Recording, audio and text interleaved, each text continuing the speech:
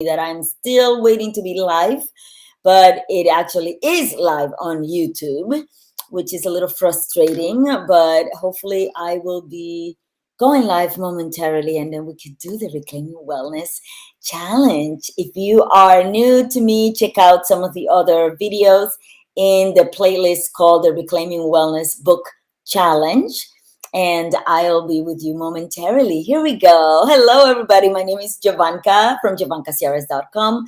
I am an herbalist, nutrition coach, and wellness educator, and the author of Reclaiming Wellness. This book is a labor of love, is an exploration of the most popular wellness practices today and their multicultural roots, helping you reclaim the wellness practices of your ancestry so that you can reclaim your healthful, rightful, and natural state of wellness. So, as I've said, I've been coming here every day to talk a little bit about one chapter of the book in hopes that it inspires you to pick up a copy and incorporate some of these practices into your wellness routine. Today, we're going to talk about this is chapter 7, and I believe is the chapter on music and community. So, first of all, let me tell you a little bit about what I mean by music and community. I believe, and a lot of the social markers out there, like the studies have shown that there are certain markers that will tell us whether or not people live a happy, healthy, well life. And community and social interactions and a beautiful social network is critical, right? A social network that may include your family, your friends, your colleagues at work, or anyone that you consider your chosen family. But as a whole, having a rich life that is social in nature is critical to our well-being. And music to me is one of the best ways to bring people together. Music has the ability to help us emote in ways that almost nothing else out there can. We can get angry, we can get hopeful, we can get nostalgic, melancholic, we can get sad, we can get, emotional, we can get happy and elated, like it is energized, and all of the feelings can come from being to engage with music. And even if we can enjoy music by ourselves, it is actually in many ways better to do it in community, whether it is at a concert or with friends or whatever it is. But even if you are enjoying music alone, you're not really alone. You're there with the musicians that recorded that beautiful piece, and the people that love that particular band or that particular artist and that particular genre of music. So to me, music, when you combine it with community, is one of the best tools to help you restore a sense of wellness.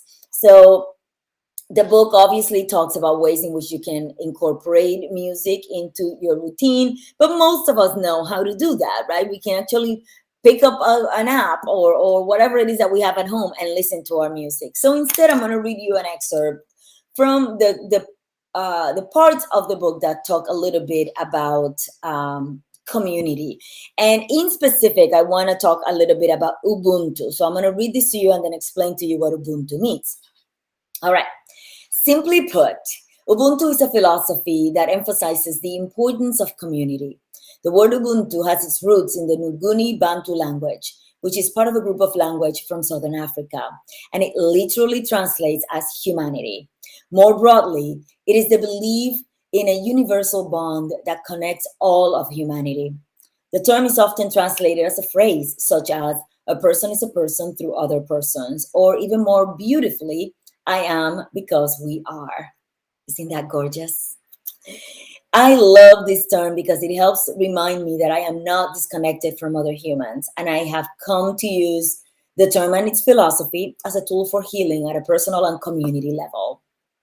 I use the concept of Ubuntu and its philosophy in my classes, with my clients, and in my interpersonal relationships and communications, because Ubuntu was so for those of you who may not know, Ubuntu is an African philosophy that was popularized after the end of the apartheid movement in South Africa in 1990, when the white ruling class was actually moved away from power and Nelson Mandela took over as president, the Black community that had been marginalized and abused and devoid of rights and opportunities were incredibly angry, as you can imagine.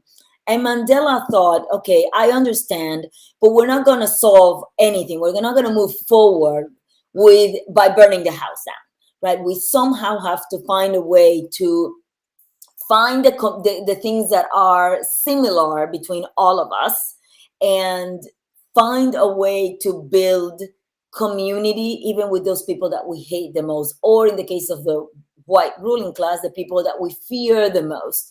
Because in many ways in apartheid, both blacks and whites were victims. The average human in apartheid, the whites were indoctrinated to believe that they were the only ones that deserved anything, and the blacks were marginalized and abused and given no opportunities for decades in a way that it's hard to fathom.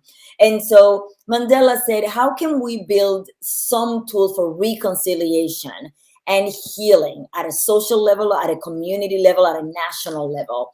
And so they incorporated this concept of Ubuntu.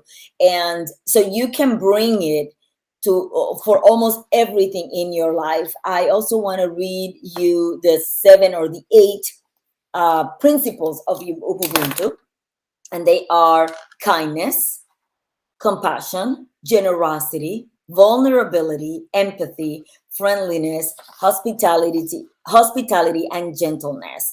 So when we talk about Ubuntu with respect to conflict and understanding other person's way of communicating, is essentially of these 8 characteristics. Which ones do I need to invoke today to understand, to bridge the gap at a community level, maybe between races, between generations within one family, between colleagues at work?